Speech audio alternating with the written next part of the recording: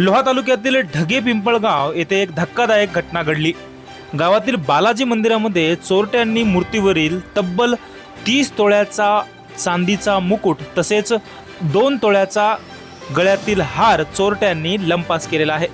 या मंदिराचे अध्यक्ष गुणाजी पाटील ढगे यांच्या घरासमोर असलेल्या बालाजी मंदिरामध्ये ही चोरी झाल्याने गावामध्ये मात्र दहशतीचे वातावरण निर्माण झालेले आहे। या संदर्भात लोहा पोलीस स्टेशनमध्ये चोरीचा गुन्हा दाखल करण्यात आलेला आहे। लोहा प्रतिनिधी अविनाश कांबळे सोबत दख्खन न्यूज नेटवर्क।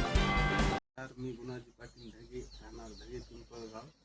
आमच्या इथे श्री बालाजी मंदिराची 2024ला स्थापना झाली असून आणि मूर्तीवर 30 तोळ्याची चांदीचं मुकुट आणि 2 तोळ्याची चैन असं 11 जुलैला आम्ही लग्नाला गावात गेले असताना चोरट्यांनी कुलूप तोडून मुकुट आणि चैन घेऊन पसार झाले असून पोलिसांनी आम्हाला तात्काळ मदत करावी ही नम्र विनंती।